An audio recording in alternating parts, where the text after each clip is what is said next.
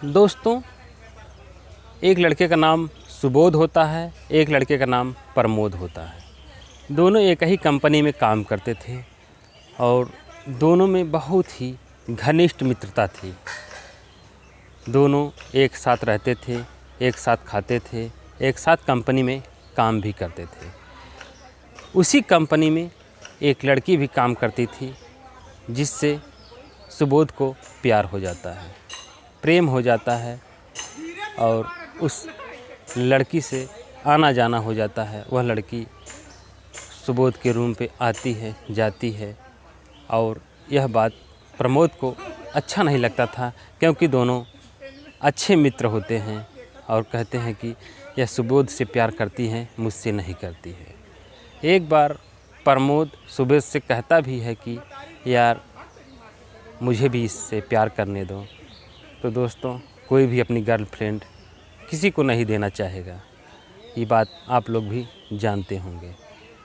नमस्कार दोस्तों, मेरा नाम संजय है। यह कहानी है उत्तर प्रदेश के अलीगढ़ ज़िले की। अलीगढ़ ज़िले की दोस्तों ये कहानी है, ये सच्ची घटना है।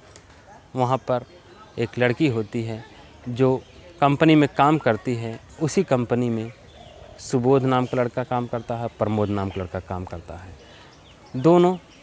तीनों लोग इसी कंपनी में काम करते थे।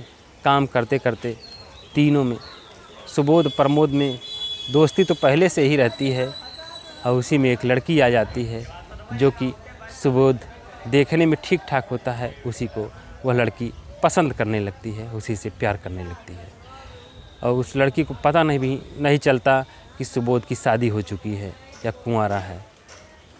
और उसकी उम्र लगभग 25 साल थी।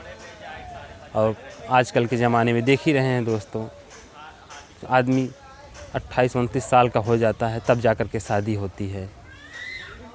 और वह लड़की सोचती थी कि यह अभी कुंवारा है, शादीशुदा नहीं है।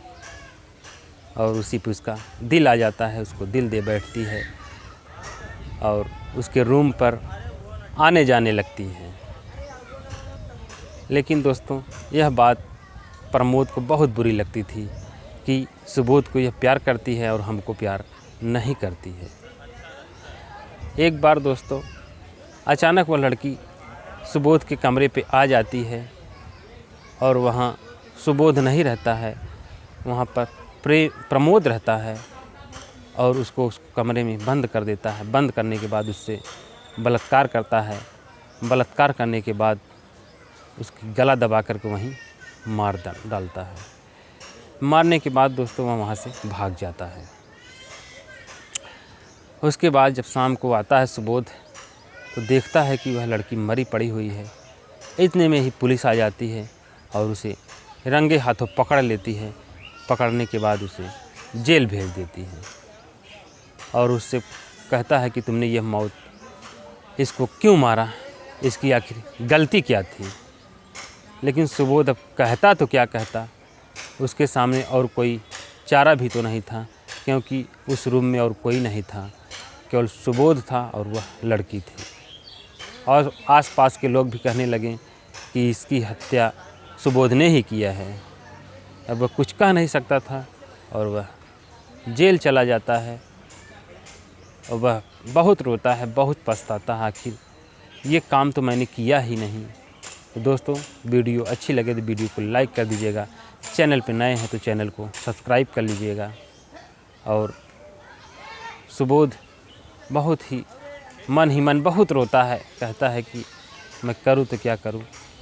लेकिन अब जेलर साहब ने उसे फांसी की सज़ा सुना देते हैं।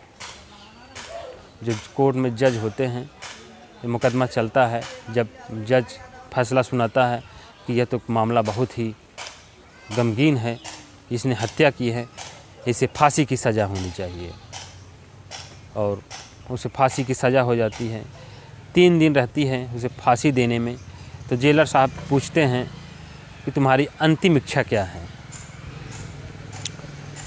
तो सुबोध कहता है कि हमारी अंतिम इच्छा यही है कि मुझे अपनी पत्नी से एक बार मिलवा दीजिए।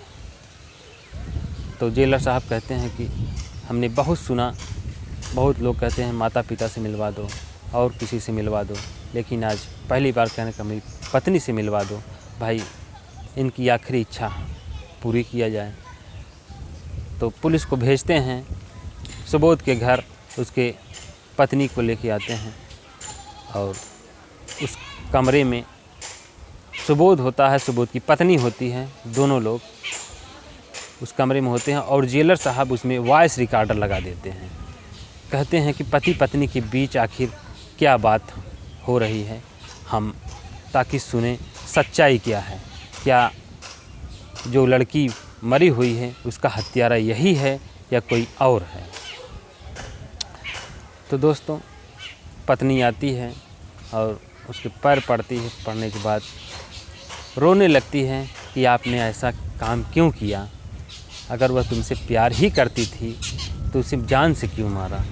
सुबोध भी रोने लगता है और कहने लगता है कि मैं उसे नहीं मारा हूँ, मेरी सच्चाई तो जानो। तो वही सच्चाई बताने लगता है, अपनी कहानी सुनाने लगता है कि मेरे साथ एक मेरा दोस्त था प्रमोद, वह लड़की मुझसे प्यार करती थी, प्रमोद से नहीं करती थी। यह बात प्रमोद को बहुत बुरी लगती थी और एक दिन मैं घर पर नहीं था, वह लड़की आई मेरे कमरे पर और उस समय वह प्रमोद था। प्रमोद ने ही इसकी हत्या कर दी, हत्या करके वह भाग गया। जब वह भाग गया उसके बाद जब शाम को मैं आया घर तो देखा तो यह मरी पड़ी हुई थी। उसी समय पुलिस भी आ गई, आसपास के लोग भी आ गए और मुझे पकड़ लिए और कहने लगे कि इसी ने ही मारा है। अब उस समय मैं कोई सफाई भी नहीं दे सकता, कोई मेरे पास ठोस सबूत भी नहीं थे कि मैं दिखा सकूं। और जानते ही हैं कि कानून सबूत मांगती है। आपके पास अगर ठोस सबूत है तो आप बरी हो सकते हैं, आपके पास कोई सबूत नहीं है तो आप बरी नहीं हो सकते। और उस समय मेरे पास कोई सबूत नहीं था, इसलिए मुझे भाई जेल जाना पड़ा। मैं बाइज्जत एकदम हत्या किया ही नहीं हूँ, मैं निर्दोष हूँ। यह सारी बात जेलर सुन रहे थे, सब बातें सुन रहे थे। कहने लगे कि इसकी जो अंतरात्मा कह रही है यह सही कह रही है, यह निर्दोष है, यह हत्या नहीं किया है, हत्या करने वाला कोई और है। तो दोस्तों रात भर वो लोग बातें करते रहते हैं। उसके बाद सुबह होता है, सब लोगों की आंखें एकदम गमगीन रहती है, सभी लोग रोते हैं, कहते हैं कि आज एक निर्दोष को फांसी होने जा रही है और जो दोषी है वह बाहर घूम रहा है। तो दोस्तों सुबोध को वहाँ पर छोड़ दिया जाता है और जो हत्यारा होता है उसको पकड़ा जाता है और पुलिस उसको सर्विलांस पे लगा देती है, उसके फ़ोन को, और ढूंढ लाती है। ढूंढने के बाद उसको पकड़ती है, उसके बाद उससे कबुलवाती है, बहुत मारते हैं, पीटते हैं। उसके बाद वह अपना सच उगलता है और कहता है कि ये मुझसे प्यार नहीं करती थी इसलिए मैंने इसे मारा है। सारी सच्चाई उगल देता है। उगलने के बाद सुबोध बाइज्जत बरी होता है और प्रमोद को फांसी की सज़ा हो जाती है। तो दोस्तों ऐसे केस बहुत से आते हैं कि मारता कोई और है, फंसता कोई और है। ऐसी कहानियाँ बहुत देखने को मिलेंगी आप लोगों को।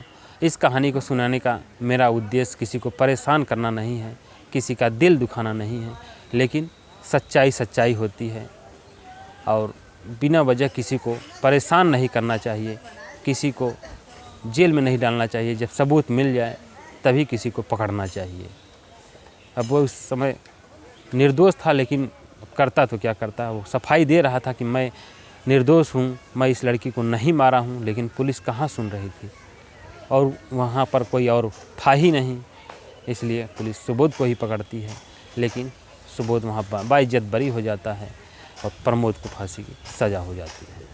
तो दोस्तों यह कहानी कैसी लगी कमेंट बॉक्स में ज़रूर बताइएगा। फिर मिलते हैं एक नई वीडियो के साथ, तब तक के लिए जय हिंद, जय भारत।